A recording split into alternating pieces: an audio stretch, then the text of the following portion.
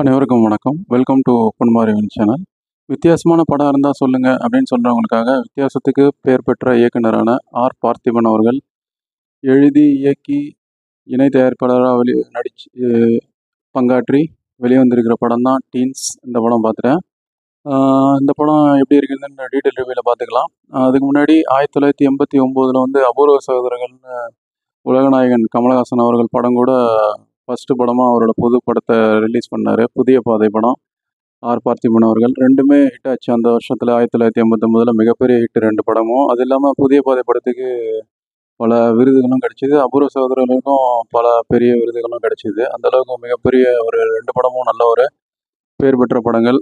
அதே மாதிரி அந்த கான்ஃபிடென்ட்டில் இப்போ 2024 தில்லுக்கு துட்டுன்ற மாதிரி ஒரு பிரம்மாண்டமான இந்தியன் 2 அப்படின்ற 28 வருஷத்துக்கு அப்புறம் இந்தியனோட 2வது பார்ட் வந்திருக்கு. அந்த படத்தோடு சேர்ந்து இந்த படத்தையும் மீடியம் பட்ஜெட் படமான டீன்ஸையும் ரிலீஸ் பண்ணியிருக்காரு பார்த்திபன் அவர்கள். இயக்கி, நடித்து, இணை தயாரிப்பாளராக அதுக்கு பெரிய கட்ஸ் வேணும். அவருக்கு நம்ம பாராட்டுகளை தெரிவிச்சுக்கலாம். அதுக்கு தில்லுக்கு துட்டுன்னு ஏற்கனவே சொன்ன மாதிரி அதுக்கு உண்டான பாசிட்டிவ் ரிவ்யூஸ், அது இல்லாமல் கலெக்ஷன் வைஸும் நல்லாவே வந்துக்கிட்டு இருக்கு. இந்தியன் 2க்கு எந்த அளவுக்கு ஒரு பாசிட்டிவ் ரிவ்யூஸ் அண்டு கலெக்ஷன் வைஸும் போய்கிட்டு இருக்கோ, அந்த மாதிரி இந்த படத்துக்கும் நல்ல வரவேற்பு கிடச்சிருக்கு. அது ஒரு நல்ல விஷயமா பார்க்கப்படுது. ஒரு நல்ல படங்க 2 படமும், ஒரு பெரிய பட்ஜெட் படமும் சின்ன பட்ஜெட் படமும் ஒரே நேரத்தில் வந்து ரெண்டுமே நல்ல அளவுக்கு ஓரளவுக்கு மக்களோட அபிமானம் பெற்றதுன்றது நல்ல விஷயம் தமிழ் திரையுலகில் பார்க்கப்படுது. ஸோ இப்போது இந்த படம் வந்து ஹைப்பை கூட்டியிருக்கு பாசிட்டிவ் ரிவ்யூஸ் அண்ட் கலெக்ஷன்ஸில். ஸோ இந்த ஹைப்புக்கு இது ஒர்த்தா இல்லையா அப்படிங்கிறது நம்ம ரிவ்யூ எண்டில் பார்த்து தெரிஞ்சுக்கலாம். அதனால் நம்ம ரிவ்யூ ஸ்கிப் பண்ணாமல் பாருங்கன்னு கேட்டுக்கிறேன். அதுக்கு முன்னாடி நம்ம சேனலில் புது படங்கள் ரிவ்யூலாம் பண்ணிட்டு வரோம். அந்த படம் தேட்டர்களில் வரும்போதும் தேட்டருக்கு அப்புறம் ஓடிடியில் எப்படி இருக்குன்னு தெரிஞ்சுக்கிறதுக்கும் யூஸ்ஃபுல்லாக இருக்கும். அதனால் நம்ம சேனலை சப்ஸ்கிரைப் பண்ணிங்கன்னு கேட்டுக்கிறேன். அது இல்லாமல் இந்த விமர்சனம் பிடிச்சிருந்தா ஃப்ரெண்ட்ஸ் அண்ட் ரிலேஷன் எல்லாருக்கும் ஷேர் பண்ணுங்கன்னு கேட்டுக்கிறேன். வாங்க இனி விமர்சனத்துக்குள்ளே போகலாம்.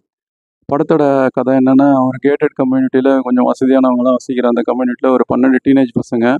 அவங்கெல்லாம் வந்து பேரண்ட்ஸ்லாம் ரொம்ப வந்து படின்னு டார்ச்சர் பண்ணுறாங்க. சில வீட்டுக்குள்ளே வந்து பிரச்சனைகள் இருக்குது. அப்பா அம்மா வந்து ஒரு டைவர்ஸ் ஆனவங்க, அந்த மாதிரி ஒரு குழப்பம் இருக்கவங்க. அவங்களுக்கு வந்து அடல்சன்ட் ஏஜில் வந்து நம்ம ஒரு மெச்சூர்டானவங்கன்னு ப்ரூவ் பண்ணணும் அப்படின்னு சொல்லி அவங்களாம் ஒரு முடிவு எடுக்கிறாங்க. அப்படி பேசிக்கிட்டே இருக்கும்போது ஒரு நாள் அவங்களாம் ஒன்றா உட்காந்து ஜாலியாக பேசிகிட்டு இருக்கும்போது, அந்த காம்பவுண்டுக்குள்ளே உட்காந்து பேசிகிட்டு இருக்கும்போது ஒரு ஒரு பொண்ணு சொல்கிறாங்க, எங்கள் பாட்டி வீட்டுக்கிட்ட ஒரு மிஸ்ட்ரியான விஷயங்கள் நிறைஞ்ச ஒரு கிராமம் இருக்குது, அந்த பாட்டியோட கிராமம்.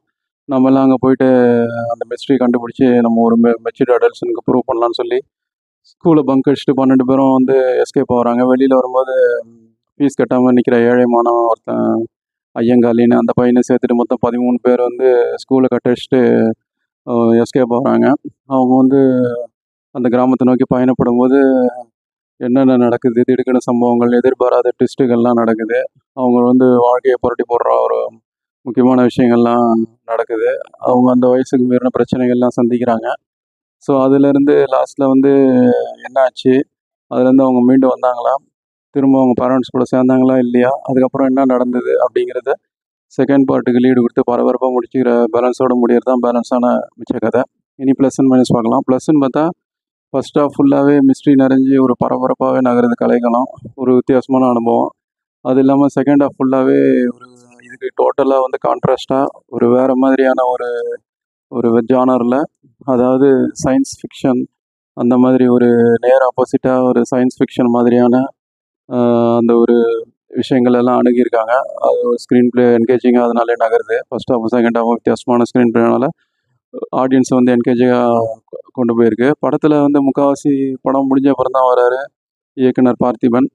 அவர் கூட அந்த 13 டீனேஜ் பசங்க, இதுதான் படத்தில் மெயின் கேரக்டர்ஸு. அந்த 13 பசங்களும் நல்ல செலெக்ஷனு. அவங்க வந்து கேரக்டர் வந்து நல்லாவே மெச்சூர்டாக பண்ணியிருக்காங்க.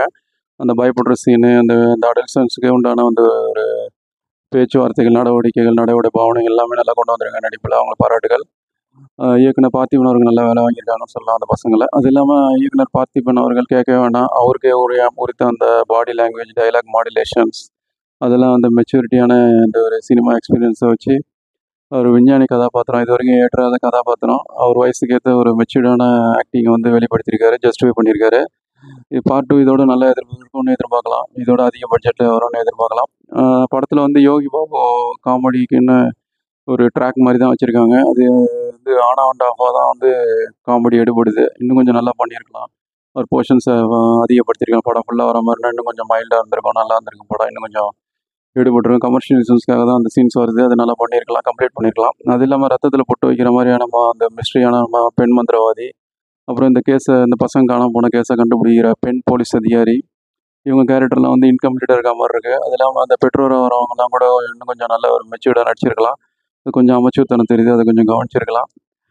டி.இமான் அவர்கள் இசையில் வந்து பாட்டு ஓரளவு கேட்குற அளவுக்கு கேட்சியாக இருக்குது. பிஜிஎம் வந்து நல்ல ஒரு ஹாலிவுட் படங்களுக்கான அந்த சயின்ஸ் ஃபிக்ஷன் படங்களுக்கு எப்படி இருக்குமோ எலிவேட் பண்ணியிருக்காரு அந்த அளவுக்கு. ஒரு நம்ம பாராட்டுகளை தெரிவிச்சுக்கலாம். கேமராவும் நல்லா ஒர்க்கு, கேமரா எடிட்டிங் எல்லாமே டெக்னிக்கலி சவுண்டாக இருக்குது. ஒரு சயின்ஸ் ஃபிக்ஷன் படம், மிஸ்ட்ரி படத்துக்கு என்ன தேவையோ அந்த டெக்னிக்கல் விஷயங்களை வந்து கேமராவும் எடிட்டிங்கும் நல்லாவே பண்ணியிருக்காங்க. அவங்களுக்கு பாராட்டுகள். மொத்தம் ஆஹா ஓஹோ மைனஸே இல்லையா அப்படின்னா இருக்குது. ஏன்னா ஃபர்ஸ்ட் ஆஃப் வந்து ஏற்கனவே பார்த்த காட்சிகளே வர மாதிரி இருக்குது. இவங்க ஓடுறாங்க, திரும்ப ஒரு இடத்துக்கு வராங்க, திரும்ப ஓடுறாங்க, ஒரு இடத்துக்கு வராங்கன்ற மாதிரி இருக்குது. அந்த மிஸ்ட்ரி எலிமெண்ட்ஸ் வந்து இன்னும் கம்ப்ளீட்டாக காமிச்சிருந்தா நல்லா இருந்திருக்கும். பாதி பாதியாக விட்டா மாதிரி இருக்குது. அது இல்லாமல் செகண்ட் ஹாஃபில் வந்து இந்த நாசா, அப்போலோ அப்படின்னு யூஎஸை வந்து வசதி பிடிக்கிற மாதிரியான விஷயங்கள்லாம் வருது. அது நல்ல விஷயந்தான். பட் அது வந்து ப்ரொடியூசர் வந்து யூஎஸ்னால காம்ப்ரமைஸோ அப்படின்னு நமக்கு தோன்ற அளவுக்கு இருக்குது. என்ன அளவில் இது பார்க்கப்படுது சின்ன விஷயந்தான்.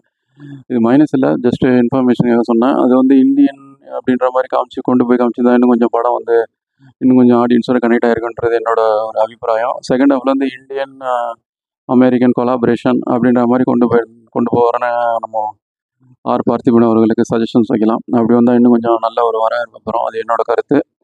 அது ஏற்றுக்கிறதும் ப்ரொடியூசர் அண்டு டைரக்டரான பார்த்திபன் அவர்களோட விருப்பம் தான்.